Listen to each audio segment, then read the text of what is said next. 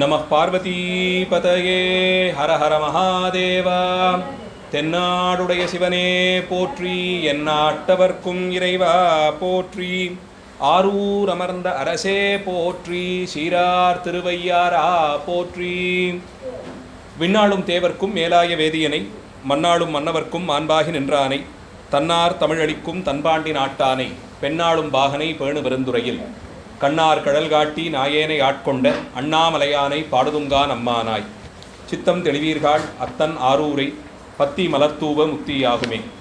ஓட்டை மாடத்தில் 9 வாசலும், காட்டில் வேவதன் முன்னம் கடலடி, நாட்டி நான்மலர் தூவி வலம் செய்யில், வாட்டம் தீர்த்திடும் வான்மியூர் ஈசனே. நீரூரும் செஞ்சடையாய் நெற்றிக்கண்ணாய், நிலாத்திங்கள் துண்டத்தாய் நின்னை தேடி, ஓரூரும் மொழியாமை ஒற்றித்து எங்கும் உலகமெல்லாம் தெரிதந்து நின்னை காண்பான். தேரூரும் நெடுவீதி பற்றி நின்று, திருமாலும் நான்முகனும் தேர்ந்தும் காணாது ஆரூரா ஆரூரா என்கின்றார்கள் அமரர்கள் தம் பெருமானே ஆரூராயே. கார்பருவும் கருங்கூந்தல் செவ்வாய் வெண்ணகை பச்சை கன்னியொடும், தார்கமள் பூங்காந்தளந்தோட் குமரனொடும், மணிசிங்காதனத்து மேவி சீர்பரவுவான் புலவரணிந்தன யாவையும் நல்கி சிறப்பின் வைகும், வார்ப்புணல் சூழ்வயல் கமலை தேவர்கள் சிந்தாமணியை மனத்துள் வைப்பான். சித்தி தருநாதன் தென்கமலை வாழ்நாதன், பத்தி தருநாதன் பரநாதன், முத்தி பெருநாதன் ஞானப்பிரகாசன், உண்மை தருநாதன் நம் குருநாதன். எல்லோருக்கும் வணக்கம். எல்லாம் வல்ல ஆரூர் அஜபா நடன கமலவசந்த தியாகராஜ பெருமான் திருவருளும் இமையாளும் தருமபுர ஆதீன குருமகா சன்னிதானங்களுடைய குருவருளையும் சிந்திக்கிறேன். திருவான்மியூர் மருந்தீச்சரத்திலே மாதாந்திர தொடர் சொற்பொழிவாக நடந்து வரும் சிவபோகசார வகுப்பிலே இந்த மாதத்திற்கான முதல் வகுப்பு சிவபோகசாரத்தின் 42வது பாடலை சிந்திப்பதற்கு திருவருளும் குருவருளும் கூட்டுவித்திருக்கிறது. ஆச்சாரியர் சிஷ்யருக்கு உபதேசங்களாக சிலவற்றை சொல்லி தெளிவித்து கொண்டு வரக்கூடிய கட்டத்திலே இருக்கிறோம். சிவபோகசாரத்தில் ஆச்சாரியரை சிவமாகவே பாவித்து சீடர் கொண்டாடுவதான பாவனையிலே சில பாடல்களும், அதை தொடர்ந்து கேள்விகளாக கேட்கக்கூடிய நிலையிலே சில பாடல்களையும், அந்த கேள்விகளுக்கு ஆச்சாரியர் சிவமாம் தன்மையிலேயே இருந்து விடை சொல்லி வந்த பகுதிகளையும் அந்த வரிசையிலேயே பார்த்து வருகிறோம்.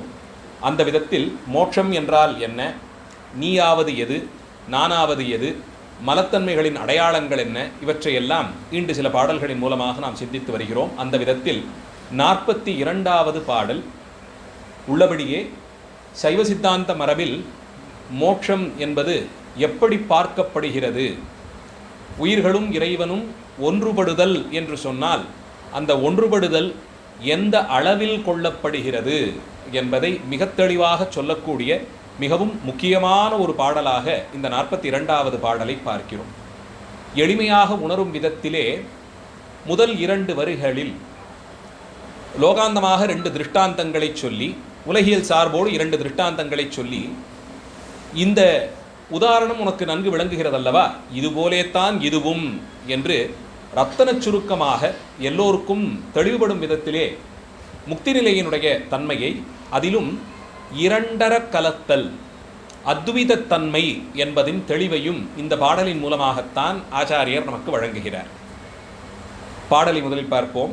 நெருப்பென்றால் வாய் சுடுமோ, நெய் பால் தேன் கட்டி கருப்பென்றால் தித்தியா காணி, விருப்பமுடன் நீ பிரமம் என்ற கால் நீ பிரமம் ஆயினையோ, நீ பிரமம் சர்க்குருவா நில்.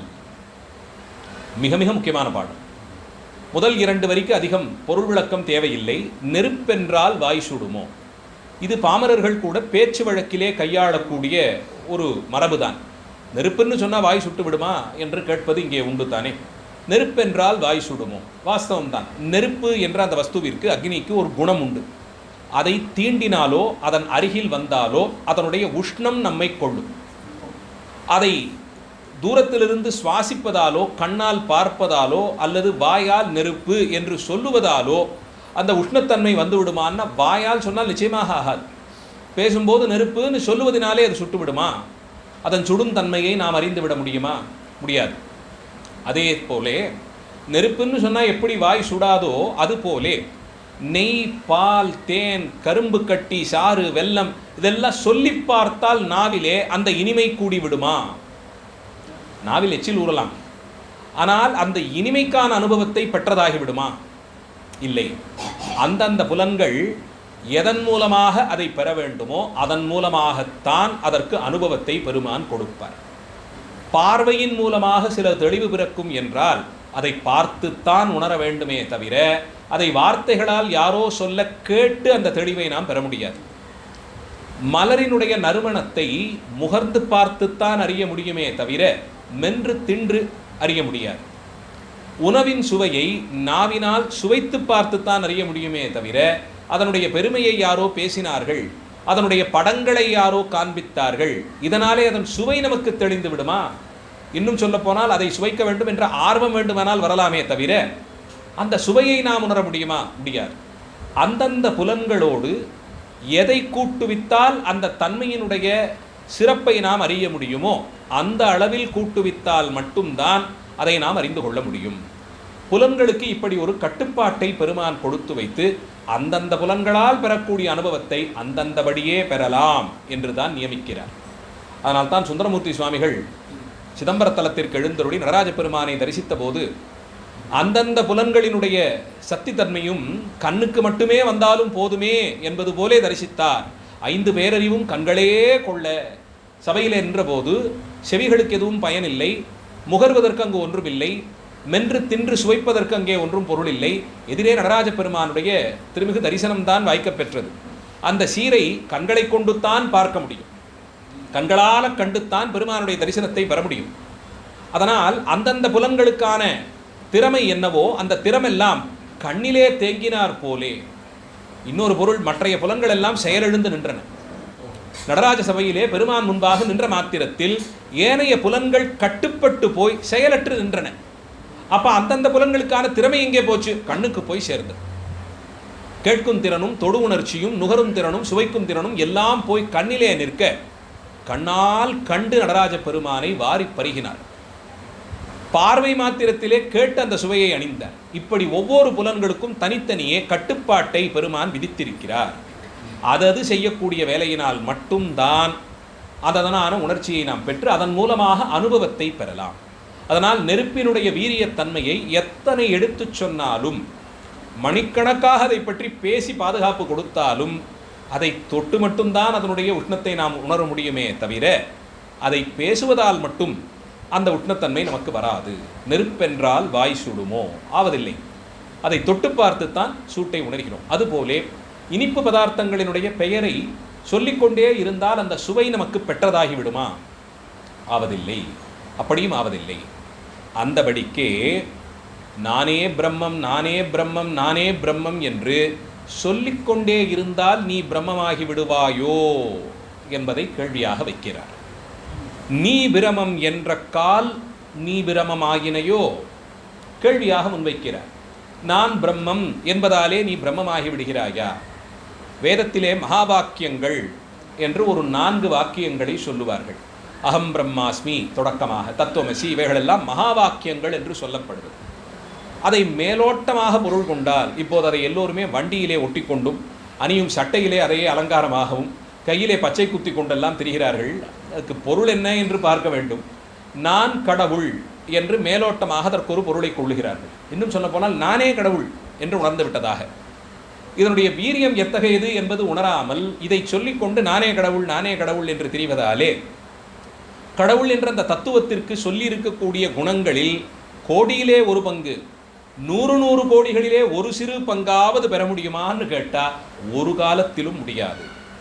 ஒரு காலத்திலும் முடியாது. மாறாக நான் கடவுள் நானே கடவுள் என்று சொல்லிக் கொள்ளும் போது நான் என்ற தன்மை அழிய வேண்டும் என்று சொல்லக்கூடிய நிலையிலிருந்து மாறிப்போய் நான் என்பதே முன்னிறுத்தப்பட்டதாக ஆணவமலம் இன்னும் கூரேறி போய் சூரபத்மனை போலே நானே எல்லாமுமாக இருக்கிறேன் என்று தடித்து போன ஒரு உணர்வு தான் மேலெழும். முருகப்பெருமான் ஞான வேலாயுதத்தாலே சூரபத்மனை கீண்டி அதன் மூலமாக அவனுடைய ஆணவமலத்தை நசுக்கினான். அங்கே கூடியிருந்த ஆணவம் எதுவாக அவன் பேரிலே பதிந்திருந்ததுன்னா நான் தான் எல்லாம், என்னை மீற யார் இருக்க முடியும்? இந்திரன் 100 யுகங்களாக என் கண்ணிலே படாமல் காட்டிலே வனாந்திரத்தில் ஒளிந்து வாழ்கிறான். ஏனைய தேவர்களெல்லாம் நான் இட்ட கட்டளையை சிறமேற்கொண்டு செய்து வருகிறார்கள். எனக்கு பணிவிடைகளாக இருக்கிறார்கள். சூரியன் நான் சொல்லும்போது உதிக்கிறான். எனக்கு உறக்கம் வேண்டும் என்றால் சூரியனை மறைந்து போ என்று சொன்னால் அவன் மறைந்து போகிறான். இப்படி சகல வர்க்கங்களும் எனக்கு தொண்டு செய்வதற்கே ஆகிவிட்ட பிறகு நானே கடவுளாகிவிட்டேன், எல்லாமுமாக நானே இருக்கிறேன். விதிக்கும் தன்மை பிரம்மனுக்கு உண்டென்றால் நான் சொன்னபடி அவன் பஞ்சாங்கத்தை மாற்றி விதித்து கொடுக்கிறான். கிரகங்களை கொண்டுத்தான் வினை வழப்பட்டு நாம் அனுபவிக்கக்கூடிய இன்ப துன்பங்களை பெருமான் கூட்டு வைக்கிறான் என்றால் அந்த கிரகங்களை படிக்கட்டுகளாக போட்டு அதன் மேலே கால்பதிய நடந்து நான் என் சிம்மாசனத்தை அடைவேன் என்று அகங்காரப்பட்ட நிலைக்கு சூரபத்மன் சென்றானே. அகம் பிரம்மாஸ்மி முதலிய வாக்கியங்களை நான் கடவுள் என்ற பொருளிலே நேரடியாக கொண்டு அதன் மூலமாக கொக்கரிப்பவர்கள் இந்த சூரபத்மனை போலே மாண்டு போவதற்கான வழியைத்தான் அதிலே நின்று பெறுகிறார்கள். ஞான தெளிவு பெருமானோடு நம்மை ஒப்பிட்டு கொள்ளும் நிலைக்கு நம்மை கீழிறக்கி போகச் செய்ததென்றால் அது ஞான மார்க்கம் ஆகாது. ஞானமடைவதற்கு இதுதான் வழி என்று ஒன்றை சொல்லிக் கொடுத்து அகம் பிரம்மாஸ்மி அகம் பிரம்மாஸ்மி அகம் பிரம்மாஸ்மி அப்படியே சொல்லுகிறார். நீ பிரமம், நீ நான் பிரமம், நான் பிரமம், நான் பிரம்மம்னு சொல்லிக்கொண்டே இருந்தால் நீ பிரம்மமாகிவிட முடியுமா? அப்படியே சொல்லிக் கொண்டிருந்த அந்த மகா வாக்கியங்களிலேயே ஈடுபட்டு நீயே கடவுளாகும் தன்மையை அடைந்து விடு என்று உபதேசம் செய்யக்கூடிய மார்க்கங்களும் சிலது உண்டு. இப்போ என்ன கேட்கிறார் இவர்? நெருப்பென்றால் வாய் சுடுமோ? நான் பிரம்மம் பிரம்மம் பிரம்மம்னு ஆயுசுக்கு நான் சொல்லிக்கிட்டே இருந்தேன்னா நான் பிரம்மம் ஆகிவிட முடியுமா? அந்த மகா வாக்கியங்களிலே ஈடுபட்டு அதன் பொருளையே நான் சிந்தித்து கொண்டு நான் ஆகிவிட்டேன்னா அது முடியுமா? ஞானசம்பந்த பெருமான் பல்வேறு அமைப்புகளிலே பதிகங்கள் பாடி கொடுத்திருக்கிறார். வேறு யாருமே கை வைக்காத துறைகளிலெல்லாம் தாம் இருந்து பதிகங்கள் பாடி கொடுத்திருக்கிறார். அதிலே எல்லோரையும் மிகுந்த மகிழ்ச்சிக்குள்ளாக்கக்கூடிய ஒரு பதிகம் திருமாலை மாற்றாக இருக்கக்கூடிய பதிகம். மாலை மாற்று என்ற தலைப்பிலே 11 பாடல்களை சுவாமிகள் பாடி கொடுத்து இடமிருந்து வலமாக வலமிருந்து இடமாக எப்படி வாசித்தாலும் ஒரே சொற்கட்டுகளாலே ஆகக்கூடியதான பாடல்கள் 11 பாடல். அடி எனக்கு தெரிந்த அளவில் 2000 சொச்சம் வருட தமிழிலக்கிய வரலாற்றில் இந்த மாலை மாற்று யாப்பிலே 11 பாடல்கள் முழுவதுமாக பாடியது தமிழ்ஞான சம்பந்தரை தவிர வேறு ஒருவரும் இல்லை. ஒருவரும் அதை செய்ததில்லை. எத்தனை ஆயிரம் புலவர்கள் வந்தாலும் போனாலும் நான் சாமானிய புலவர்களையும் சேர்த்தே சொல்லுகிறேன். அருள் பெற்றவர்கள் மட்டும் இல்லை, சாமானிய வித்வத்தோடே இருந்த தமிழ் புலவர்கள் அநேகம் பேர்கள் உண்டே. அம்மென்றால் 1000 பாடலும் இம்மென்றால் 200 பாடலும் பாடுபவர்கள்லாம் உண்டா. அப்படியெல்லாம் பாடக்கூடிய புலவர்களையும் சேர்த்து கொண்டே பார்த்தாலும் இப்படி ஒரு மாலை மாற்று யாப்பிலே வைத்து 11 பாடல்களை முழுவதுமாக பாடிய தமிழ் புலவர்கள் ஒருவரும் கிடையாது, சம்பந்த பிள்ளையாரை தவிர. இது ஒன்று போதும். ஞான பால் குடித்து பெற்ற ஞானம் அது, பயின்று பெற்றது இல்லை. ஓதாதே பெருமான் உணர்த்திய ஞானம் அது. அதை பாடத் தொடங்கும் போதே முதல் கேள்வியே வேடிக்கையாக வைத்து கேட்கிறார். நான் நீ ஆகிவிட முடியுமா? யாம் ஆமா, யாமாமா நீ, யாமாமா நீ யாமாமா, இப்படித்தான் தொடங்கும் அந்த பாடல். அது அப்படியே வாசிச்சோன்னா விளையாட்டா இருக்கேன்னு அது பொருளே நம்மளால் புரிந்து கொள்ளவே முடியாது. அந்த ஞானத்திலே அவருடைய திருவடிகளை சிந்தனையிலே வைத்திருந்து தான் யாரோ சில ஆச்சாரியர்கள் நமக்கு அதுக்கு பொருள் பிரித்து சொல்லி இருக்கிறார்கள். பொருளை நம்மால் அதுக்கு அவ்வளவு சுலபமாக உணர்ந்து கொள்ளவே முடியாது. இன்னும் ஏகச்சக்கரம் எல்லாம் இருக்கு. ஏகச்சக்கரத்திற்கு இன்னும் திருப்தியாக பொருளே சொல்லவில்லை, பாடிட்டு போயிடுறோம். பொருள் சொல்லக்கூடிய அளவிலேயே இல்லை ஏகச்சக்கரம்லாம். ரொம்ப கடினமான பாடல்கள் அவை. ஒரே வரி 4 வாட்டி திரும்ப திரும்ப வரும். ஒரு பாடல் முழுக்க ஒரு வரி தான் 4 வாட்டி வரும். ஆனால் 4 இடத்திலும் வெவ்வேறு பொருள் வரணும். இந்த அமைப்பிலே பிரமபுரம் வேணுபுரம் என்று தொடங்கி சீர்காழியினுடைய 12 பெயர்களையும் வைத்து 12 பாடல்களாக ஏகச்சக்கரம்னு பாடி கொடுத்துருக்கார். பிரமபுரத்துறை பெம்மான் எம்மான், பிரமபுரத்துறை பெம்மான் எம்மான், பிரமபுரத்துறை பெம்மான் எம்மான், பிரமபுரத்துறை பெம்மான் எம்மான். இதுதான் முதல் பாட்டு. மனப்பாடம் பண்ணுறது ரொம்ப சுலபம், ஒரு வரி தான். அதுவே 4 வாட்டி பாடிடுவார். ஆனால் 4 இடத்திலே 4 வெவ்வேறு விதமாக கொண்டு கூட்டு பொருள் கொள்ளணும். ரொம்ப கடினம் அது. இப்படியெல்லாம் வேறு யாருமே பாடாத சிறப்பு. இந்த தனித்துவமாக சுவாமிகள் மட்டும் கை வைத்த பதிகங்களை, அந்த அமைப்பை மட்டுமே பார்த்தாலும் கூட நம்பிக்கை இல்லாதவர்கள் கூட இது ஞானப்பால் செய்த வேலைத்தானே தவிர ஓதி இந்த ஞானத்தை ஒருவராலும் ஒரு ஆயுசிலே பெற முடியாதுன்னு சொல்லிடலாம். அப்படி ஒரு சிறப்பு. அந்த விதத்திலே மாலை மாற்று பாடுகிறார். முதல் வரியிலேயே நான் பிரமம் நான் பிரம்மம்னு சொல்லிக் கொண்டவர்களை நையாண்டி செய்யும் பதத்திலே நின்று ஏதோ கேட்பவர்கள் எல்லாம் நான் தான் நீ, உயிர்தான் பரம்பொருள் என்று பேசுகிறார்களே, அப்படியும் கூடுமோ என்று கேட்கிறார். யாமாமா நீ, யாம் ஆமா, நான் நீ ஆகிவிட்டேனோ? அது ஆகக்கூடியதா? ஆகுமா? அது நீ ஆமாமா, நீ எல்லாவற்றிற்கும் பெரியதான பொருளாய், எல்லாவற்றிற்கும் பெரியதாக மகதோன் மகியான்னு சொல்லும்படியாக எல்லாவற்றிற்கும் பெரிதாய் அப்பாலுக்கு அப்பாலாய் நிற்கும் தன்மை உனக்கு மட்டுமே உண்டே பெருமானே. இங்கே சிலர் குழப்பம் செய்து கொண்டு நீயே பிரமம்னு உபதேசம் செய்து அதை நம்பியும் சிலர் பாழ்நரக குழியிலே விழுந்து நான் கடவுள் என்று மார்தட்டி கொண்டு சூரபத்மன் முதலியவர்கள் செய்த வழிக்கே செல்லுகிறார்களே என்று விண்ணப்பம் வைப்பது போலே செய்கிறார். அது பாடல் முழுவதுமே காழி காமா காழியா இப்படிலாம் போகும். அதை ஒவ்வொன்றா பிரித்து பொருள் சொல்கிறது ரொம்ப சுவையாக இருக்கும். அதற்கு பொருள் பதம் பிரித்து அடியன் ரொம்ப ரசித்து பொருள் வாசித்த பதிகம் அந்த பதிகம். பிடியும் பாட முடியுமான்னு தமிழ்ஞானம் அது அவரை போல முடியாது. தமிழாகரன் என்ற திருநாமம் அவர் ஒருவரை தவிர யாருக்கும் பொருந்தி வரார். எந்த காலத்திலும் யாருக்கும் பொருந்தார். தமிழ்கடல் சம்பந்த பிள்ளையாரை தவிர ஒருத்தரும் கிடையாது. கங்கையில் மூழ்கி எழுந்து கையை தூக்கி சத்தியம் பண்ணலாம்.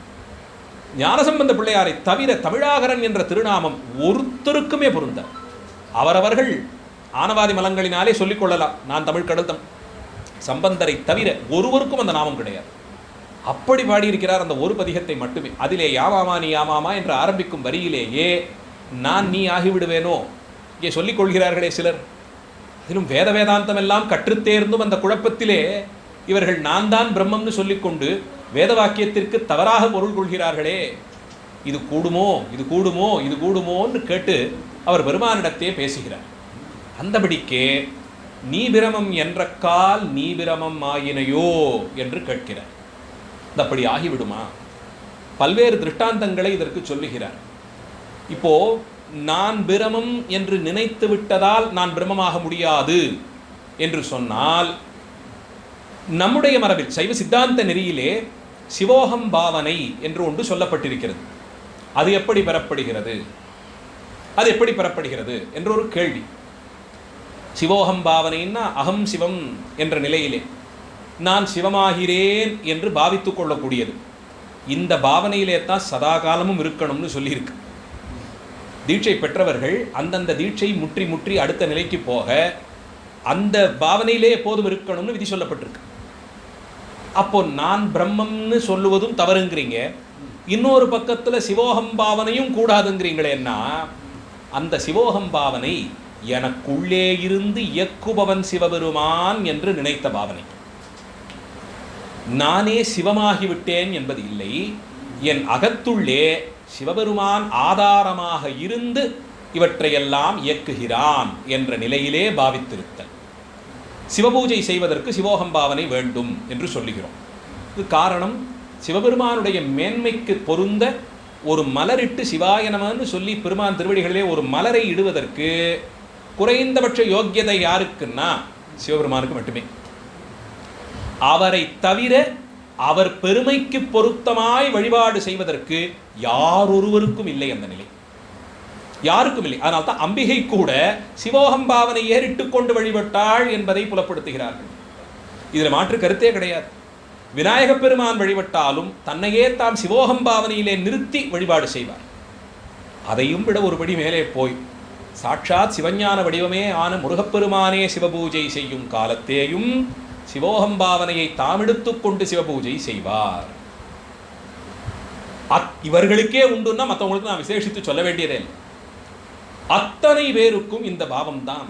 அம்பிகையே மாவடியிலே ஏலவார் குழலியாக இருந்து ஏகம்பரான பெருமானை வழிபட்ட போது சேக்கிழார் பெருமான் சொல்வது போலே சிவாகமங்கள் சொல்லியுள்ளபடியே தாமும் அங்கன்யாசம் கரண்யாசம் எல்லாம் செய்து சிவோகமாவனை ஏற்றுக்கொண்டு மூலமந்திர ஜபம் செய்து தான் விதிப்படி சிவபூஜை செய்தார். மாட்டு கருத்தே கிடையாது.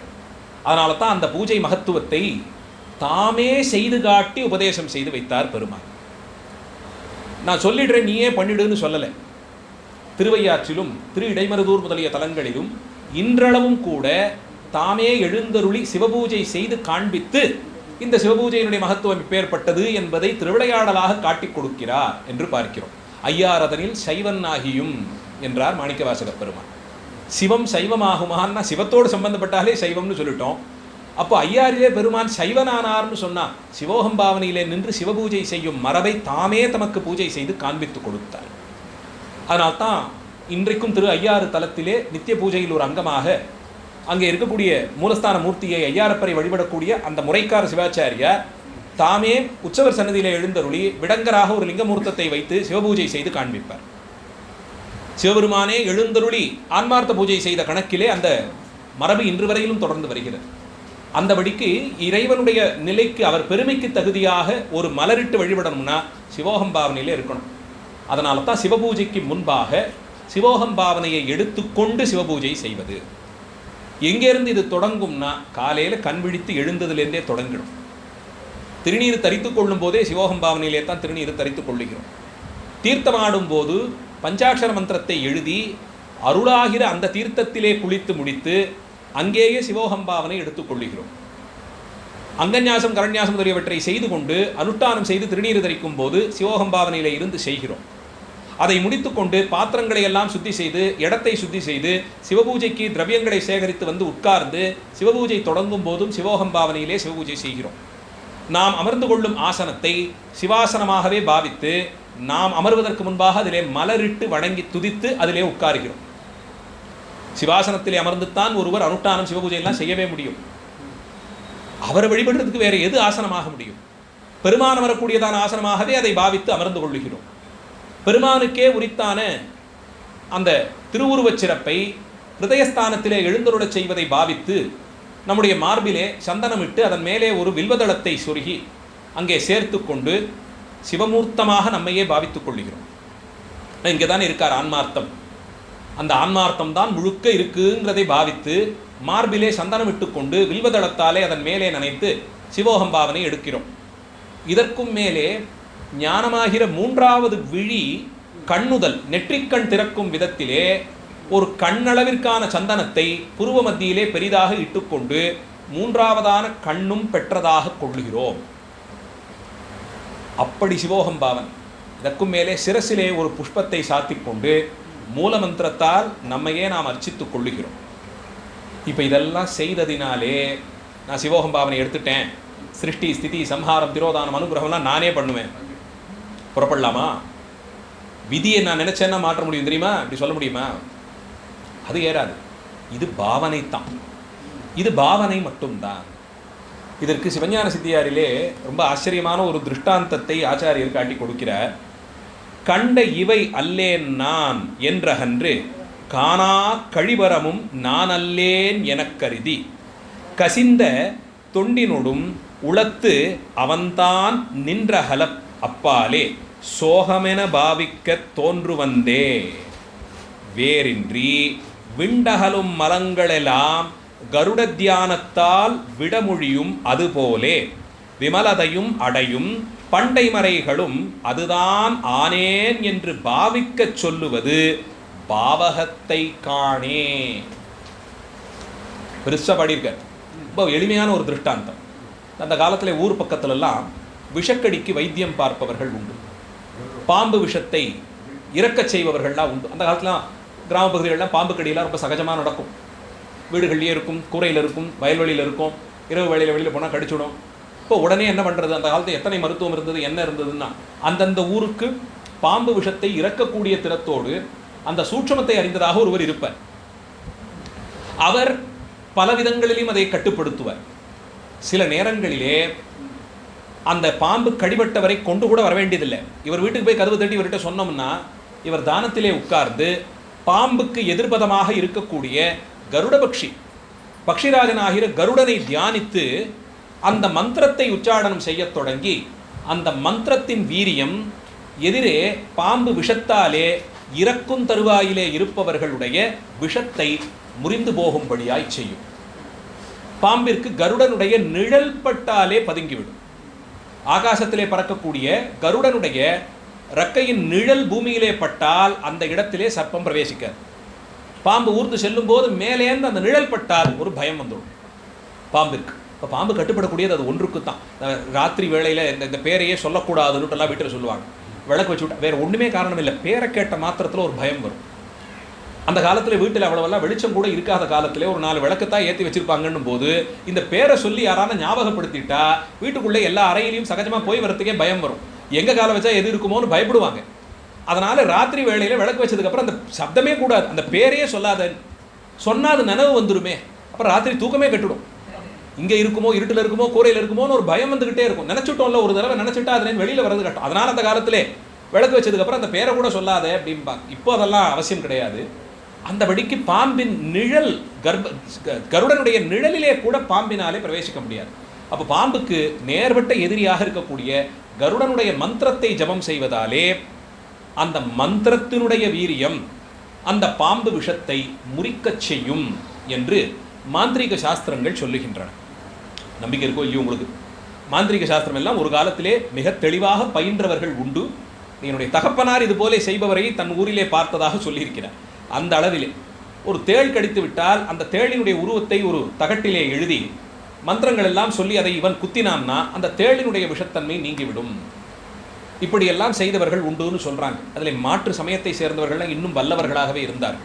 வேறு சில சமயத்தை சேர்ந்தவர்கள் அதில் நல்ல நிபுணத்துவம் பெற்றவர்கள் எல்லாம் கூட இருந்திருக்கிறார்கள். அப்படி இது ஒரு ரகசிய வித்தியாக பலகாலமாக பயின்று வந்தது தான். அந்தபடிக்கு இப்போ இங்கே ஒருவன் கருட மந்திரத்தை தியானம் செய்து அதன் மூலமாக பாம்பு விஷத்தால் தீண்டப்பட்ட ஒருவனை உயிர்ப்பிக்க செய்தான் என்றால் இவன் கருடனாகிவிட்டான்னு பொருளாகுமா? அந்த மந்திரத்தினுடைய வீரியத்தால் இது கட்டுப்பட்டது. இவனே இப்போ உயர பரப்பானோ, இவனுக்கே தீர்க்கமான நேத்திரம் வந்து விடுமோ, கருட பறவைக்கு இருக்கக்கூடிய சிறப்பெல்லாம் இவன் வாய்க்க பெறுவானோன்னு கேட்டால் இல்லை. தன்னைத்தான் பாவித்து கொண்டான். பாவனையினாலே அதனுடைய வீரியத்தை தான் அடைந்தான். அப்போ நமக்கும் சிவோகம் பாவனை எடுத்துக்கொள்ள வேண்டும் என்று சொன்னால் அந்த பாவனையிலே இருக்கும் போது, சிவமாம் தன்மை அடைந்திருக்கும் போது எப்படி பெருமான் எல்லா உயிர்களையும் ஒரு பார்வையால் பார்க்கிறானோ, எப்படி பெருமான் அன்பென்பதே தனக்கு மொழியாய் கொண்டிருக்கிறானோ, எப்படி பெருமான் வேதங்களை எந்த அடிப்படையிலும் பாராட்டாதிருக்கிறானோ, அந்தபடியே அறச்சிந்தனையோடு கூட இருக்கக்கூடியதான ஒரு நிலை. உலகையே தனக்கானதாய் கொண்டு பெருமான் எப்படி இருக்கிறானோ அப்படி இந்த எல்லா உலகமும் நம் வீடுதான், அத்தனை பேரும் நம்மை சேர்ந்தவர்கள் என்பது போலே ஒரு உயர்ந்த நிலையை பாவனையிலே நிறுத்தியிருப்பது. நாம் செய்யக்கூடிய சகலவிதமான பூஜைகளும் பாவனையால் தான் செய்கிறோம். பாவனையினால் தான் செய்கிறோம். கிரியைகளின் மூலமாகவும் மந்திரங்களின் மூலமாகவும் உலகெங்கிலும் இருக்கக்கூடிய கோடி கோடி சிவலிங்க திருமேனிகளிலே சிவகலைகள் ஸ்தாபிக்கப்பட்டிருக்கிறது சொல்கிறோம். அவர்தான் பரம்பொருள் பாவிக்கிறோம். பரம்பொருளுக்கு இருக்கக்கூடிய சிறப்புகளை எல்லாம் நம் முன்பாக அவர் நிகழ்த்தி காண்பிப்பாரா? தெரியாது. இப்போ இந்த திருத்தலம் ஒரு பாடல் பெற்ற தலம். ஞானசம்பந்த பிள்ளையார் அப்பர் சுவாமிகள்லாம் எழுந்தருளி தாமே தம் திருக்கண்களால் தரிசித்து பெருமானை தமிழால் பாடி ஏற்றிய தலம். அப்படியான ஒரு திருத்தலம் யுகயுகமாக இருந்து வந்ததாக புராணங்கள் சொல்லுகின்றன. சூரியன் என்ன, சந்திரன் என்ன, ராமன் என்ன, வல்மீகி முனிவர் என்ன, அத்தனை பேரும் வந்து தரிசித்து பேரடைந்ததாக சொல்லப்படும் தலம். பசுமாட்டை கொண்டு அற்புதங்கள் எல்லாம் நிகழ்த்தி காட்டிய தலம். இப்போ இங்கே இருப்பவர் தான் பரம்பொருளினுடைய வடிவமாய் கர்ப்பகிரகத்திலே லிங்கமூர்த்தமாக இருக்கிறார். அப்படித்தான் பாவிக்கிறேன். ஒரு படி பாலை கொண்டு போய் அவருடைய அபிஷேகத்திற்கு சமர்ப்பித்து அந்த பாலை கொண்டு சிவாச்சாரியார் அபிஷேகம் செய்யும் போது பரம்பொருளையே இது சென்றடைந்தது. யார் பார்த்தா? பாவிக்கிறேன். அவர் திருவுண்ணே நின்று செய்யக்கூடிய விண்ணப்பங்களை பெருமான் பராகாச வெளியிலே இருக்கக்கூடிய பரசிவமான தத்துவம் செவி சேர்த்து அவர் அதை நமக்கு அஸ்து கூடி நடத்தி கொடுக்கிறார். யார் சொன்னா? பாவிக்கிறேன். பாவனையால் தான் பூஜையே அங்கே நடக்கிறது. ஆன்மார்த்த பூஜை எதை நம்பி செய்கிறோம்? இன்னும் ஒருபடி மேலே போய் சிவபூஜையிலே நமக்கு சனிகலிங்க பூஜை என்ற ஒரு மரபு உண்டு. சனிகலிங்கம் அந்த க்ஷணத்திற்கு அது சிவலிங்கம், அன்றைய தினத்திற்கு அவர் சிவலிங்கம் என்று பாவித்து செய்யக்கூடிய பூஜை. உடையவர் பூஜை என்று வந்துவிட்டால் நமக்கேயாய் நிரந்தர பூஜைக்கு ஒரு சிவலிங்க திருமேனியை கொடுத்து விடுவார்கள். அவரோடு சென்று தான் இங்குமே எழுந்தருளை செய்து தான் பூஜை செய்யணும். அது பழகுவதற்கு முன்பாக அதற்கு கட்டுப்பாடுகளும் நிறைய இருப்பதாலே அதுக்கு முன்பாக சனிகலிங்க பூஜை என்ற ஒரு பூஜையை கொடுப்பார்கள். அதிலே சகலவிதமான பூஜை முறையும் இருக்கும், மந்திரங்கள் இருக்கும், பிரயோகங்கள் உண்டு, எல்லாம் இருக்கும். ஆனால் லிங்க திருமேனி மட்டும் இராது. அப்போ எதை வைத்து பூஜை செய்வீர்கள் என்றால் ஏதோ குறிப்பிட்ட சில வஸ்துக்களிலே ஒன்றை எடுத்து இன்றைய பூஜைக்கு இது சிவலிங்கமாகிறது என்று பாவித்து பூஜை செய்வது. ஒரு கூழாங்கல்லோ அல்லது நல்ல இடத்திலிருந்து பெறப்பட்ட ஒரு கைப்பிடி மணலோ அதை பிடித்து வைத்து செய்தாலும் பூஜை. ஒரு புஷ்பம் போதும். அரிசி மாவை தண்ணீர் விட்டு பிசைந்து அதிலே ஒரு சிவலிங்கத்தை வைத்து பூஜை ஆச்சு. சந்தன உருண்டை, மஞ்சள் உருண்டை, திருநீற்று சாந்துருண்டை, சாணம், இப்படியான பல்வேறு திரவியங்கள் சொல்லப்பட்டிருக்கு. புற்று மண், சில மரத்தடி மண். அம்பிகை போன இடத்துலலாம் மண்ணாலே சிவலிங்கம் பிடித்து வழிபட்டாள். இது எப்படி கூடும்? மாவடியிலே எதை கொண்டு சிவலிங்கத்தை ஸ்தாபித்தாள்? தன் கைகளாலே எத்தனை பிடி மண் சேருமோ அந்த மண்ணை பிடித்து வைத்து இதுதான் ஏகம்பர் என்று பாவித்து வழிபட்டாள். அதில் பெருமான் ஆவேசித்தாரே.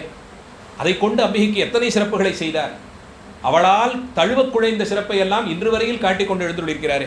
எங்கிருந்து கிடைத்தது? அது கைலாயத்திலிருந்து பெற்று வந்தாள் சிவலிங்க திருமேனியை. கைகளால் சேர பிடித்தாள்.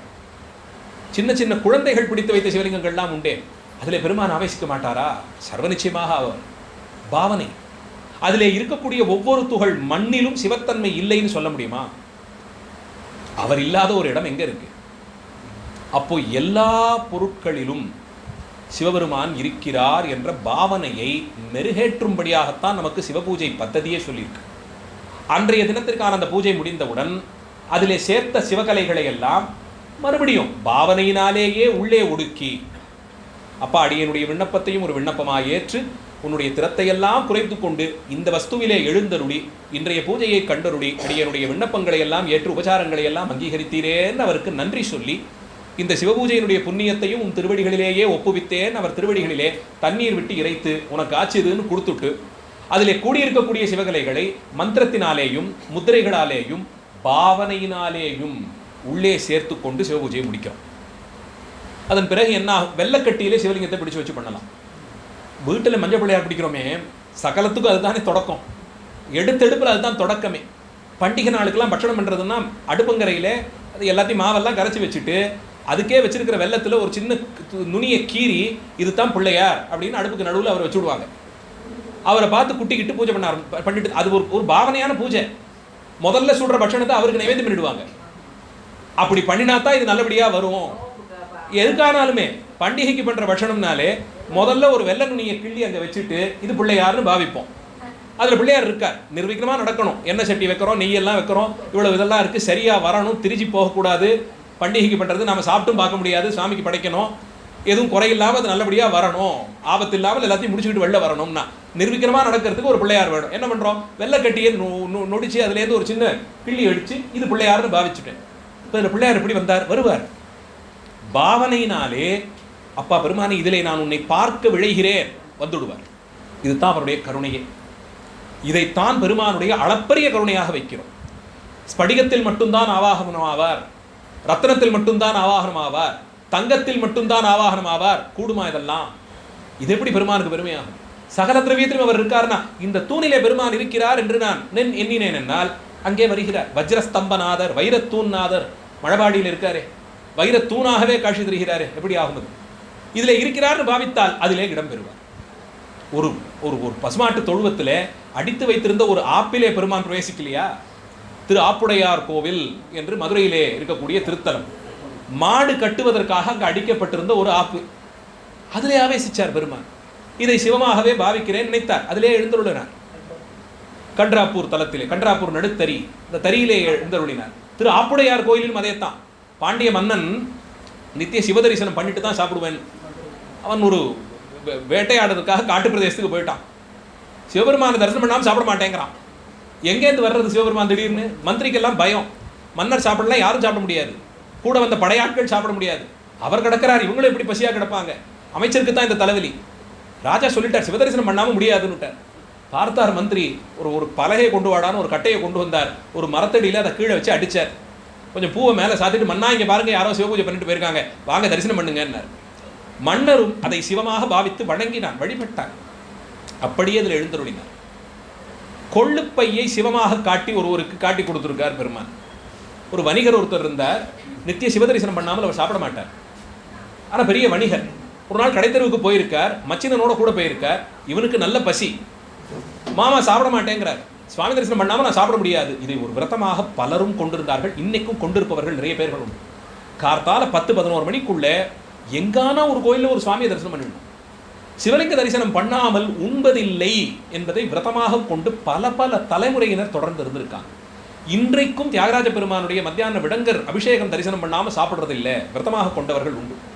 சிதம்பரத்திலே ரத்னசபாபதி தரிசனம் பார்க்காமல் சாப்பிடுவதில்லை சங்கல்பமாக உடையவர்கள் அநேக பேர்கள் உண்டு. பெரும்பான்மை குடும்பத் தலைவிகள் குறிப்பாக 10:30 மணி 11 மணிக்கு தான் ரத்னசபாபதி அபிஷேகம் ஆகும். சரியா 10:15 10:30க்கு திபுன்னு உள்ள ஓடி வருவாங்க. வீட்டு வேலையெல்லாம் முடிச்சு வச்சுட்டு ஓடி வருவாங்க. சாமி தரிசனம் பண்ணிட்டு வீட்டுக்கு போய் சாப்பிடுவாங்க. சிவதரிசனம் செய்யாமல் ஒரு சூரிய உதயத்திலேருந்து சூரியஸ்தமன காலத்துக்குள்ளே ஒரு சிவதரிசனம் பண்ணிடும். இதை விரதமாக வைத்திருந்தார்கள். இது இல்லாமல் எதுக்கு இந்த உடம்பு, இதை சுமந்து கொண்டிருப்பானேன்னு இருந்தார்கள் அடியார். அந்தபடிக்கு இந்த வணிகன் நான் சாப்பிட மாட்டேன்னு இடம் பிடிக்கிறான். வந்த மருமகனுக்கோ நல்ல பசி, முடியல, மயங்கி விழுந்துருவோமோன்னு இருக்கு. பார்த்தான், குதிரை வியாபாரம் பண்ற வணிகன் அவன். கொண்டு வந்த ஒரு கொள்ளு மூட்டையை இப்படி ஒன்னா குவிச்சான். அந்த மூட்டையை இப்படி சுற்றி அதை ஒரு ஒரு அறையில் கொண்டு போய் ஓரமாக வச்சுட்டான். அது மேலே கொஞ்சம் திருநீர் சந்தனம் எல்லாம் பூசிட்டு 4 பூவை பறித்து போட்டுட்டு, மாமா அதோ பாருங்க இங்கே யாரோ பூஜை பண்ணியிருக்காங்க வாங்க. அவரும் வணங்கினார், சிவசிவான் அதை வணங்கினார். பெருமான் அதிலே அப்படியே ஆவேசித்து அவருக்கு அனுகிரகமும் பண்ணினார். அதை சிவலிங்கமாகவே காட்டி கொடுத்து அனுகிரகம் பண்ணினார். மரத்திலே ஆவேசிப்பார். திருப்பனந்தாள் என்ற ஒரு திருத்தலம்.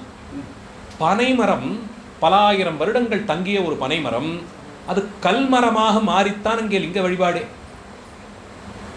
எத்தனை ஆயிரம் வருஷங்கள் ஆகும் ஒரு மரம் கல்லாவதற்கு? அங்கே அப்படித்தான் ஒரு மரமே ஆகியிருக்கு. பனைமரத்தில் இருக்கக்கூடிய அத்தனை ரேகைகளையும் அந்த லிங்க திருமேனியிலே பார்க்கலாம். ஒரு பனை மரம் பல ஆயிரம் வருஷங்களாக வழிபாட்டில் இருக்கார் அந்த சுவாமி. இப்படி எதிலே அடியார்கள் பாவித்தாலும் அதிலே தான் எழுந்தருள்வார். இது பெருமானுடைய பரம கருணைக்கு எடுத்துக்காட்டு. இப்போ இல்லைன்னு நீங்கள் சொன்னீங்கன்னா அப்போ அந்த பொருளில் சுவாமி இல்லையா? அப்போ அவர் சம்பந்தம் இல்லாமல் ஒரு பொருளும் இருக்குமோ? இல்லையே. அப்போ அதிலேயும் ஆவேசிப்பார்.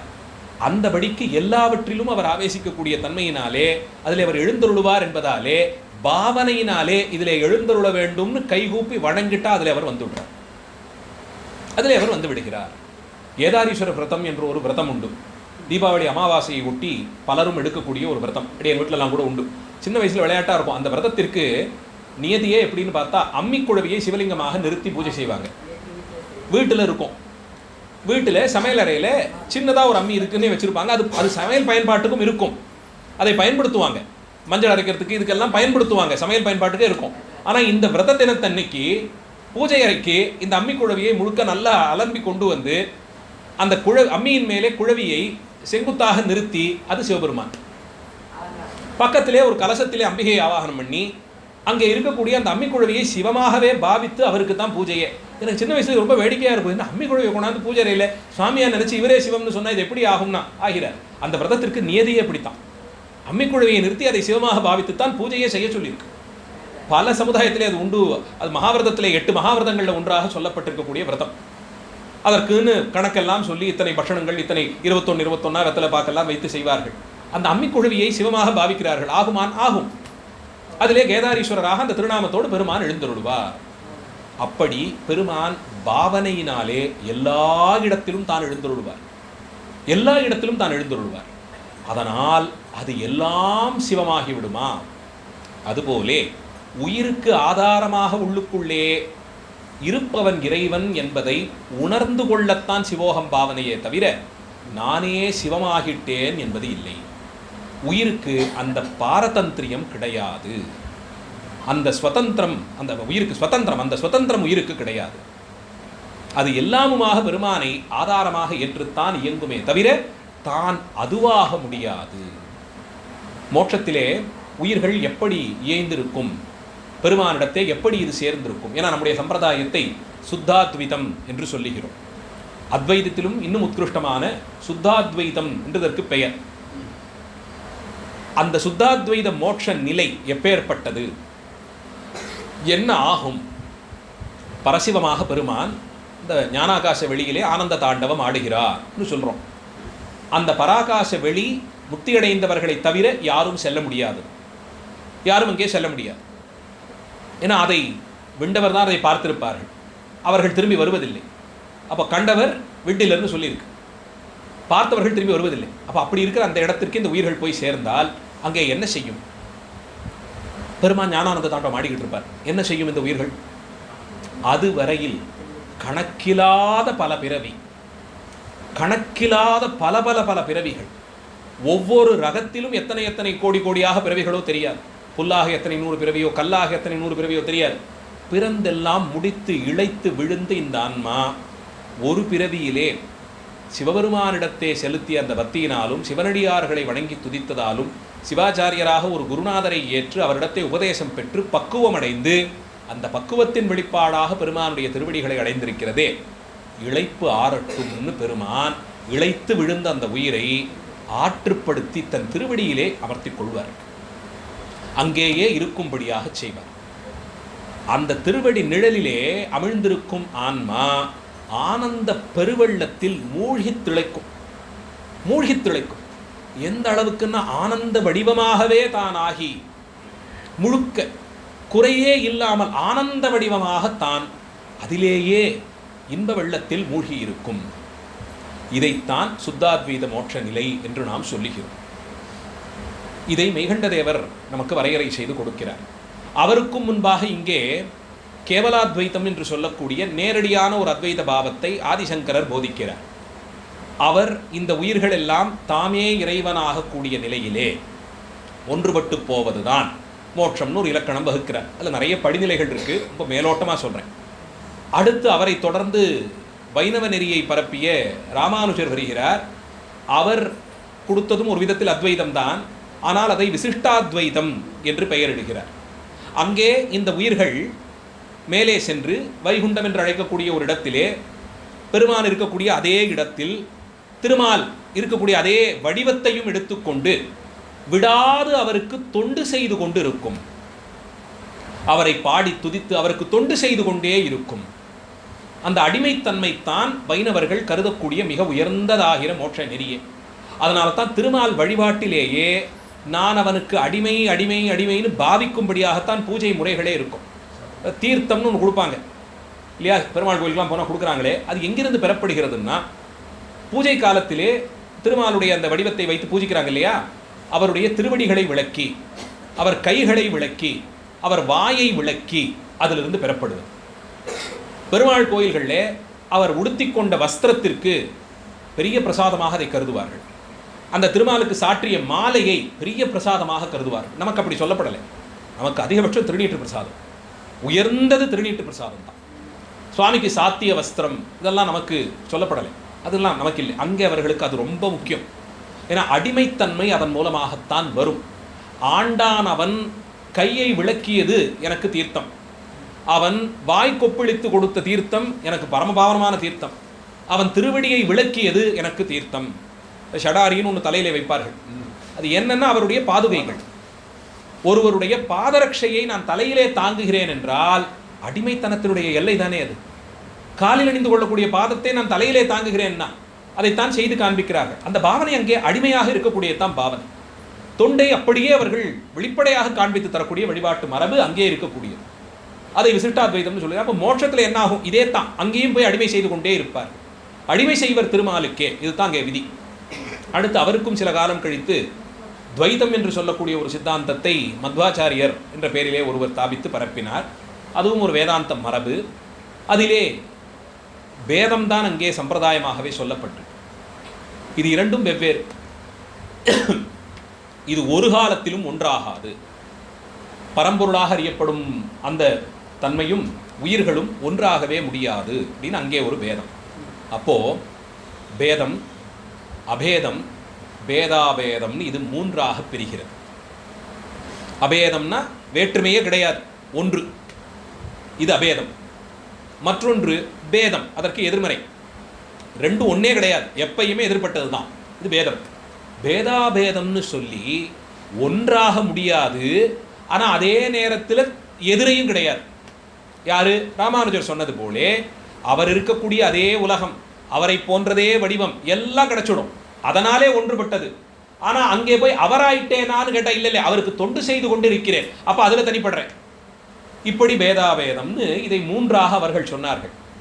மெய்கண்டதேவர் மூன்றையும் எடுத்துக்கொண்டு எந்தெந்த நிலைகளிலே பேதம் அபேதம் பேதாபேதம்னு சேர்ந்து பொருந்தி வரும் என்பதை தெளிவுபடுத்துகிறார். உள்ளுக்குள்ளேயே உயிருக்கு ஆதாரமாக பெருமான் இருக்கிறார். தனித்து இல்லாது பேதப்படாததாய் அபேத நிலை போலே உள்ளுக்குள்ளே இருக்கிறாரா? எப்போது பேதப்பட்டதாக பார்க்கிறோம்னா வேறாய் இருக்கிறார்ல பெருமானே, எதிரே இருக்கக்கூடியவர்களெல்லாம் அங்கேயும் பெருமான் இருக்கார். அப்ப நானும் அதுவும் ஒன்றாயிட முடியுமா? அந்த உயிரும் நானும் ஒன்றா? இல்லை, உயிர்கள் பல பல சொல்லிட்டோம். இப்போ அந்த தன்மையிலே பார்க்கும்போது பேதப்பட்டிருக்கிறார். பேதாபேதம் என்ற ஒன்றும் சொல்லப்படுகிறது. அது எங்கேன்னா மோட்ச நிலையிலே அந்த தூக்கிய திருவடியின் நிழலிலே நான் என்ற தன்மை மறக்கச் செய்யும் அளவிற்கு ஆனந்த வெள்ளத்தில் என்னை மூழ்குவித்த திருவடிகள் ஆதாரமாக இருக்கும் தனையும் அவரிடத்தேயே கலந்து நீயும் நானுமாய் ஏகபோகமாய் என்று அருணகிரி பெருமான் பாடியது போலே கூடியிருக்கக்கூடிய நிலைமை. ஏகபோகமாய்னு சொல்லிடுறார். ஏகபோகமாய் ஒன்றுபட்ட நிலையிலே அனுபவிக்கக்கூடியது. ஆனால் நீ நான் ரெண்டாத்தான் இருக்கு. நீ நான் இரண்டாகத்தான் இருக்கிறது. அது தனித்தனியாக தான் இருக்கு. ஒன்று போலே தோன்றும் இன்பத்தினுடைய வெளிப்பாடாக கணவன் மனைவியர் கூடக்கூடிய காலத்தில் இரண்டு என்ற தன்மை மறந்ததோன்னு நினைக்கும்படியாக இருந்தாலும் ஒன்று கலக்கும் நிலையிலும் இரண்டு வெவ்வேறு தான். இதை அப்படியே உதாரணமாக எடுத்துக்கொள்ளலாம். அப்படியே இதை உதாரணமாக கொண்டு அந்த அளவிற்கு இறைவனோடு நான் இன்பத்திலே திளைத்து இரண்டர கலந்தாலும் நான் அவனாக முடியாது. நான் தான், அவர் தான். இந்த வேதம் இருக்கு. இப்படி வேதாவேதமாக மோட்ச நிலையிலே இங்கே அவரை விட்டு பிரிந்தேங்கிறது இல்லை. நான் அவராயிட்டேனா அவ்வளவும் இல்லை. அவருடைய திருவடிகளிலே அவரையே ஆதாரமாக கொண்டு அதுவரையில் உள்ள இருந்த வரைக்கும் தெரியாமல் இருந்தது. இங்கேயும் அவரை நம்பித்தான் அந்த உயிர் இருக்கு. ஆனால் அதுதான் புலப்படலையே. புலப்பட்டுட்டா தான் மோட்சத்துக்கு போயிடுவோமே. அப்போ சீவன் முக்தர்களாவது எப்படின்னா உள்ளுக்குள்ளே அவர்தான் இருக்கிறார் என்ற நிலையை அடைந்த போதுதான் சிவபோகத்தை அனுபவித்துக் கொண்டு குருஞான சம்பந்த பரமாச்சாரிய சுவாமிகள் வீற்றிருந்தார். அதனால தான் இவ்வளவு தெளிவாக இந்த மோட்ச நெறியை அவரால் புலப்படுத்த முடிந்தது. அகம் பிரம்மாஸ்மி என்பது அடியேனுக்கு பிரம்மம் ஆதாரமாய் உள்ளுக்குள்ளே இருந்து கொண்டிருக்கு. நானே பிரம்மம் இல்லை. ஒரு காலத்திலும் நான் அவனாகிவிட்டேன்னு சொன்னால் ஆணவ மலம் அதில் தான் அதிகமாக இருக்கு. அதுதானே அகம்பாவத்திற்கு வெளிப்பாடு. அந்த ஆணவ மலத்தினால் தானே அசுர பிரபதிகள் எல்லாம் அழிந்துபட்டு போனார்கள். பிரபலமாக சொல்லக்கூடிய புராணம் ஹிரண்யகசிபுன்னு ஒரு அசுரன். அவன் வைத்த கட்டுப்பாடு என்ன? யாருக்கும் பூஜையெல்லாம் கிடையாது. எந்த தெய்வத்தையும் நீங்கள் யாரும் வழிபட முடியாது. நான் தான் தெய்வம், என்னைத்தான் நீங்கள் எல்லோரும் வழிபடணும். அதைத்தானே சொன்னான். கோயில்களெல்லாம் எனக்குத்தான் பூஜையே, என் வடிவத்தை தான் வச்சு நீங்கள் பூஜை பண்ணணும். ஆணவத்தினுடைய அதிகபட்ச வெளிப்பாடு இது. நான் தான் என்ற ஆணவத்தின் உச்சகட்டமான வெளிப்பாடு. அதனால தான் பதவி முதலியவற்றை பார்த்து பயந்தார்கள் ஆச்சாரியர்கள். கடைசி வரைக்கும் ராஜாவுக்கு அறிவுரை மட்டும்தான் சொன்னாங்களே தவிர நீ இப்படிவா நான் ஏறி உட்கார்றேன்னு உட்காரல. இதே காரணத்தால் தான் மூர்த்தி நாயனாரை தேடி அரச பதவி வந்த போதும் மும்மையால் உலகாழ்வேன் என்று சொல்லிக் கொண்டார். திருநீறு, ருத்ராட்சம், ஜடாபாரத்தை தவிர்த்து வாசனை திரவியங்களையோ அரசருக்கே உரித்தான ஆபரணங்களையோ அரசனுக்கே உரித்தான பொன்னாலான மணிமுடியோ சூடமாட்டேன். அடியாருக்கு இலக்கணமாகிற திருநீறு, ருத்ராட்சம், ஜடாபாரத்தோடு தான் ஆட்சி செய்வேன் நின்றார். மும்மையால் உலகாண்ட மூர்த்தி. இந்த 3 சின்னங்களை தரித்துத்தான் உலகும் ஆழ்வேன்னார். ஏன்? அப்போதுதான் பெருமான் ஆட்டுவிக்கிறார் என்ற நிலையிலே இருந்து தான் ராஜ்யபாரத்தை பொறுப்பாக செய்வது. நான் தான் அரசன் ஒரு க்ஷணப்பொழுது நினைச்சு பார்த்துருங்களேன். ஒன்றும் வேண்டாம், நாம் குடியிருக்கக்கூடிய அந்த குடியிருப்பு அடுக்ககத்துக்கு ஒரு ஒரு ஒரு ஒரு ஒரு நல்ல ஒரு கூட்டம் ஒன்று இருக்கும். அங்கே இருப்பாங்க இல்லையா? ஒரு கூட்டுறவு ஒன்று இருக்கும். அதுக்கு தலைமைக்கு வந்துட்டாலே நமக்கு வர அகம்பாவம் இருக்கே. நான் நினைச்சா தான் இதை பண்ணுவேன், என்ன கேட்காம இதை எப்படி பண்ணீங்க, அதை எப்படி அங்கே போகலாம், இவர் எப்படி இங்கே வரலாம், இந்த வண்டி எப்படி நீங்கள் இங்கே நிப்பாட்டினீங்க, உடனே கூடவே ஒரு அகம்பாவம் வருது. ஆணவ மலம், பதவி, பட்டம் இதன் மூலமாகவெல்லாம் எளிமையாக வந்துவிடும். அதனால தான் ஆச்சாரிய பெருமக்கள் உபதேசம் வழங்கி கொண்டு அரசனை திருத்தி பணி கொண்டு இருந்தார்களே தவிர தாமே அரசாடவில்லை. யாரும் விரும்பலை. ஆனாதப்பட்ட மாணிக்கவாசக பெருமான் அமைச்சராக இருந்து மன்னனுக்கு அறிவுரைத்தான் சொன்னார். தாம் அரசு கட்டில் ஏறவில்லை. அவருக்கு இருந்த ஞான நிலைக்கு பாண்டிய மன்னன் அவர் திருவடிகளை விழுத்து நீங்கள் எடுத்து இந்த அரசபாரத்தை செய்யுங்கள்னு சொல். அது நான் செய்கிறேன்கிற எண்ணத்தை எளிமையாக வரவழைத்து விடும். இது வேண்டாம், அது ஆபத்து. கொஞ்ச காலத்துக்கு கிடைக்கக்கூடிய அந்த சுகபோகத்திற்காக நிரந்தரமாக இன்பத்தை தொலைப்பானேன் தவிர அந்த பதவிகள் எதுவுமே நாம் நினைக்கிற அளவுக்கு சுலபமானது கிடையவே கிடையாது. எந்த நிலையிலும் கிடையாது. இன்பத்தை அழிப்பதற்கு அடிகோலக்கூடிய வழி. அப்போ என்ன ஆகும்? நான் தான் தலைமைக்கு வந்துட்டேனே, நான் ஏன் கஷ்டப்படணும்னு சொல்லி தர்மத்தை மீறியேனும் நான் செயல்படுவேன். அறவழி அல்லாத வழியிலும் நான் செல்ல முடியுமே, அதை பண்ணிட்டு போகிறேன். தர்மத்தை கடைபிடித்தா தானே எனக்கு இவ்வளவு விதிகள் எல்லாம் தலைமை பொறுப்புக்கு வந்த பிறகும் அப்போ தானே நான் கஷ்டப்பட வேண்டியிருக்கு. அதை மீறி போகிறேன். அப்படித்தான் தலைவர்கள் எல்லாம் மாறிப்போகிறார்கள். தர்ம வழியிலே இவர்கள் நிற்கணும்னு வலியுறுத்தி சொல்வதற்கு காரணம் அதிலிருந்து மீடுவதற்கு, அதிலிருந்து நீங்கி போவதற்கு நிறையவே சாத்தியக்கூறுகள் உண்டு. அப்படித்தான் இவர்கள் எல்லாம் அதிலிருந்து விலகி போகிறார். தலைமை பொறுப்பு அவ்வளவு சுலபமானதே கிடையாது. இப்போ அதில் இன்னும் சிரமங்கள் தான் வரும். வேண்டாமே, அடியவனாக இருந்து கொண்டு நான் ஆனந்தித்து போகிறேன் என்ற நிலையிலே உயர்ந்துபட்டு நின்றார்கள் ஆச்சாரிய பெருமக்கள். அதனால் மோட்சகதி என்பது உயிருக்கு ஆதாரப் பொருளாக இருந்து இறைவன் இயக்குகிறான், அதன் வழியே நிற்கிறேன் என்ற எண்ணத்திலே அகம் பிரம்மாஸ்மி ஆகிற மகா வாக்கியங்களை கொள்ளுவது. வழிதலைப்படுவான் முயல்கின்றேன், உன்னை போல் என்னை பாவிக்க மாட்டேன். திருப்பாட்டிலே திருவொற்றியூர் பதிகத்தில் நம்பியாருடைய திருவாக்கு, ஆளுடைய நம்பிகளுடைய திருவாக்கு, உன்னை போல் என்னை பாவிக்க மாட்டேன். சிவாச்சாரியர் மரபு நித்தமும் சிவோகம் பாவனை எடுத்துக்கொண்டு அதே நிலையிலே இருக்க வேண்டியவர், அந்த ஸ்திதியிலே இருக்க வேண்டியவர். அப்பா பாவிக்கிறேன்னா சிவோகம் பாவனை உள்ளே இருக்கேங்கிற அளவில் எடுத்துக்கிறேன், நீயாக நான் ஆகிட்டேன்னு நினைப்பேனோ, உன்னை போல் என்னை இதுக்கு மேலே நமக்கு என்ன வாக்கியம் வேணும்? ஆச்சாரியருடைய வாக்குக்கு மேலே வேற என்ன வேணும்? இந்த மரபிலேயே வந்து இவர்கள் அடிவாரத்திலேயே தொட்டு வந்த சமீபத்தில் எழுந்தருளி இருந்த தாய்மானவ சுவாமிகள் தெளிவிக்கிறார், யாதொன்றும் பாவிக்க நான் அதுவாதலால் உன்னை நானென்று பாவிக்கின் அத்துவித மார்க்கம் உறலாம், ஏது பாவித்திடினும் அதுவாகி வந்தருள் செய் எந்தை நீ குறையும் உண்டோ. எதுவாக பாவித்தாலும் அதுவாக வந்து நீதானே அருளுகிறாய். இந்நிலையிலே வந்தாய் என்று நான் பாவித்தேன், அதுவாக வந்து நீதானே என்னை தடுத்தாட்கொண்டாய். திருக்காணப்பேர் என்று பாண்டி நாட்டு தலங்களிலே ஒரு திருத்தலம். அந்த திருத்தலத்திற்கு சுந்தரமூர்த்தி சுவாமிகள் எழுந்தருளிய போது பெருமான் காளை வடிவம் எடுத்துக்கொண்டு வந்து தாம் இருக்கக்கூடிய இடத்தை காட்டிக் கொடுத்து மறைந்தார் என்று சொல்லப்படுகிறது. அதுவாக பாவித்து வந்தார். எதுவாக வேணுமானாலும் தாமே அதுவாய் வந்த பிறகு நானாக அதுவாவேனோ. உன்னை பாவித்தேன் என்றால் நீயே உள்ளுக்குள்ளே இருப்பதை காட்டிக் கொடுத்து இருக்கும் தன்மையில் தான் பாவிக்கிறேனே தவிர நான் அதுவாகி விட்டேன். நெற்றியிலே ஒரு சந்தனம் போட்டு வச்சுக்கிட்டு அது மூன்றாம் விழின்னு பாவனைத்தான் செய்கிறோம். அதனால நெற்றி கண்ணுக்கு இருக்கிற வீரியம் அதுக்கு வந்துவிடுமா? இருக்கிற இந்த கண்ணே நமக்கு பல நேரத்தில் சரியாக உதவ மாட்டேங்குது, இந்த பாவனையினாலே அது வந்து விடுமா?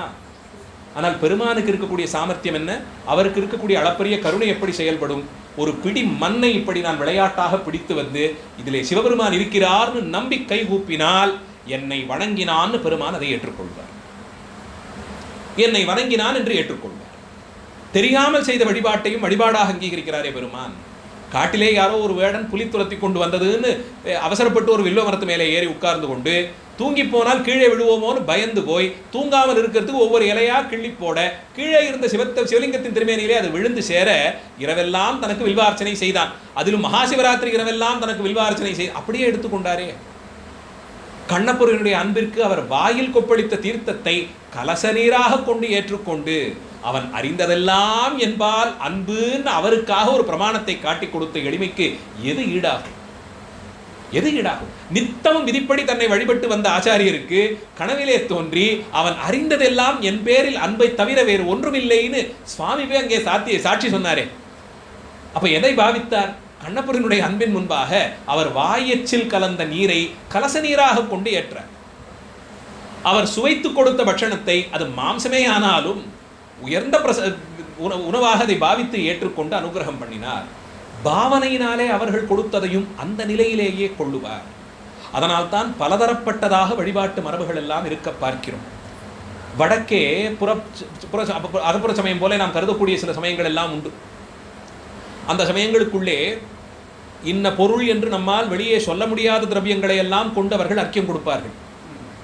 அவர்கள் ஏறிட்டு கொண்டிருக்கக்கூடிய சிவோகம் பாவனைக்கு எல்லையே கிடையாது. எல்லாவற்றிலும் அவர்கள் சிவத்தை பார்ப்பார்கள். சகலத்திலும் சிவத்தை பார்த்து இன்ன பொருள் என்று வெளியிலே சொல்ல முடியாத திரவியங்கள் கொண்டு கூட அவர்கள் அர்க்கியம் கொடுப்பார்கள். அந்த நிலைக்கு உயர்ந்து அவர்களுக்கும் அந்த அளவிலே அளவுபட்டதாக அவர்களுக்கு ஒரு நிலையை வைக்கிறார். அதனால் தான் சிவபூஜையை ஒவ்வொரு உயிருக்கும் அதன் அளவிலே ஒரு சிவபூஜை.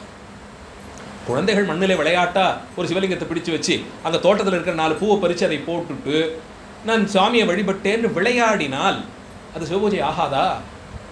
சொல்ல முடியுமா நம்மாலே? இல்லை அதெல்லாம் ஆகாது. விதிப்படி செதுக்கின ஒரு வஸ்துவிலே ஒரு சிவலிங்கத்தை பிடித்து அதை கொண்டு சரியான அளவிலே பூஜை செய்து யார் சொன்னார்? சண்டிகேஸ்வரர் சிவபூஜை பண்ணினார். என்ன பண்ணினார்? மண்ணை சேர்த்து வச்சார், கறந்த பாலை கொண்டு வழிபட்டார், தியானத்தில் அப்படியே சிவத்தையே பாவித்திருந்தார். அங்கே அவர் ஏற்படுத்தி வைத்த அஸ்திரம் போய் அந்த சிவபூஜையை காப்பாற்றி கொடுக்கலையா? குழந்தை தானே அவருமே, அவர் பண்ணின சிவபூஜையை ஏற்றுக்கொண்டாரே. எத்தனையோ சிவத்தலங்களிலே ஆறறிவு கூட பெறாத மிருகங்களும் பறவைகள் எல்லாம் பூஜை செய்து வழிபட்டிருக்கே. குரங்கு வழிபட்டிருக்கே, நண்டு வழிபட்டிருக்கே, நத்தை வழிபட்டிருக்கே, ஈ வழிபட்டிருக்கே, எறும்பு வழிபட்டிருக்கே. எது விட்டது? யார் விட்டது? ஒரு நாரை ஒற்றை காலில் நின்று தான் பெற்ற பேர் எப்பேற்பட்ட பேர், புத்தியே கொடுத்தாரே அதுக்கு. அப்போ அத்தனை பேருக்கும் இருக்குன்னா ஒரு குழந்தை கைவிரல் பொருந்த மண்ணை பிடித்து குறுங்காலீஸ்வரர் ஒரு சுவாமி இருக்கார் கோயம்பேடு திருத்தலத்திலே. என்ன அந்த சுவாமி திருமேனியே தெரியாது, ஒரு கொட்டாங்குச்சி அளவுக்கு தான் இருப்பார். என்னன்னு கேட்டால் லவகுச்சர்கள் குழந்தைகள் இப்படி மண்ணை குவிச்சு வச்சாங்களாம். 2 குழந்தையினுடைய கை அளவு எவ்வளவு பெறும், அதுல பிடித்த லிங்கத்திலே பெருமான் அப்படியே ஆவிர்வவித்தார், அதிலே அனுகிரகம் பண்ணினார். இந்த கருணையினாலே பாவனையால் பெறப்படுவதுதானே தவிர நானாகிவிட்டேன் என்பதில்லை. ஒரு காலத்திலும் நான் நீயாவது இல்லை. அந்தபடிக்குத்தான் எல்லாம் நான் பிரமம் நீ பிரமம் நீ பிரமம் என்ற கால் நீ பிரமம் ஆகினையோ.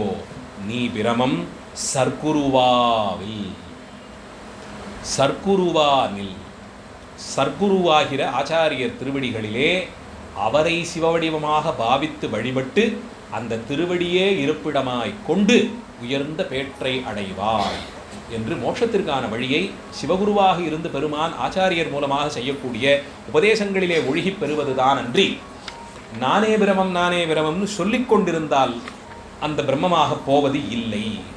பஞ்சாட்சர முதலிய மந்திரங்களை விதிப்படி ஜபித்து அதன் மூலமாக சிவோகம் பாவனை எடுத்துக்கொள்ளுகிறோமே தவிர நானே சிவமாகிவிட்டேன் என்று நினைத்தால் அது ஆணவ மலத்தின் வெளிப்பாடன்றி மற்ற இல்லை என்பதை காட்டிக் கொடுத்திருக்கிறார் இந்த பாடலினாலே.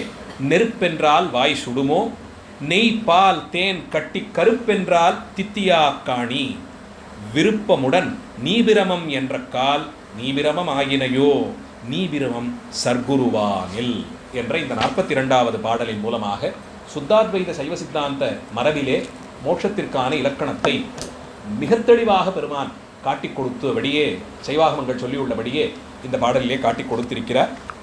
அடுத்த பாடல் 43ஆம் பாடல்.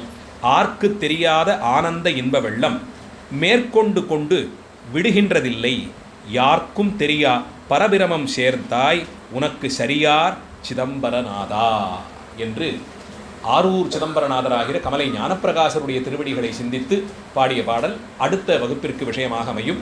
பெருமான் திருவருளும் குருவருளும் கூட்டுவிக்க வரும் மாதம் 14ஆம் தேதி சனிக்கிழமை என்று இன்னும் சொல்லியிருக்கு. அது சித்தமாகி வந்த பிறகு பார்த்து கொண்டு அடியார் பெருமக்கள் கலந்து கொண்டு சிறப்பிக்க வேண்டுமாய் கேட்டுக்கொள்கிறேன். அடுத்த நாள் 15ஆம் தேதி மகாசிவராத்திரி தினத்தை முன்னிட்டு அன்று இரவு முழுக்க இருக்கக்கூடிய சொற்பொழி வரிசையிலே அடியனுக்கு 8 மணி முதல் 9 மணி வரையிலுமாக நேரம் ஒதுக்கி இருக்கிறார்கள். தலைப்பு ஓதுவாமூர்த்திகள் மூலமாக அறிவிக்கப்படும். வாய்ப்பிற்கும் அன்பர்கள் கலந்து கொண்டு சிறப்பிக்க வேண்டுமாய் கூறிக்கொள்கிறேன். அதற்கு அடுத்த நாள் 16ஆம் தேதி திங்கட்கிழமை ரசிகரஞ்சனி சபா, சென்னை மயிலாப்பூரில் இருக்கக்கூடிய ரசிகரஞ்சனி சபாவில் மாலை 6 மணி முதல் 8 மணி வரையில் மயிலை கபாலீஸ்வரர் கோயில் ஓதுவாமூர்த்திகள் சிவத்திரு கலைமாமணி சர்க்குருநாதன் ஓதுவாமூர்த்திகளோடு சேர்ந்து தேவார பொருளுரை தொடர் நிகழ்ச்சியிலே மூவர் பாடிய திருக்கட்சி என்ற தலைப்பில் கச்சி ஏகாம்பரேஸ்வரர் குறித்து தேவார பதிகங்கள், மூவர் பாடிய பதிகங்களையும் எடுத்துக்கொண்டு ஓதுவாமூர்த்திகள் அதை இசைகூட்டி விண்ணப்பிக்க அதற்கு பொருளுரை சொல்லும் பேட்டனை பெருமான் வழங்கியிருக்கிறார். வாய்ப்பிற்கும் அன்பர்கள் கலந்து கொள்ளும்படியாக கேட்டுக்கொள்கிறேன். இது ரசிகரஞ்சனி சபா என்பது கபாலீஸ்வரர் கோயிலுக்கு நேர் எதிர்த்த தெருவிலேயே இருக்கக்கூடிய சபை, ரொம்ப பிரபலமான சபை. வாய்ப்பிற்கும் அன்பர்கள் 16ஆம் தேதி கலந்து கொண்டு சிறப்பிக்கும்படியாக கூறிக்கொண்டு நிறைவு செய்கிறேன். மூர்த்தி எல்லாம் வாழி, எங்கள் மோனகுரு வாழி, அருள் வார்த்தை என்றும் வாழி, அன்பர் வாழி பராபரமே. எல்லாம் ஸ்ரீ தியாகராஜ கிருபை. ஸ்ரீ தியாகராஜ மகாராஜோ விஜயதே. ஆரூரா தியாகேஷா. நன்றி, வணக்கம்.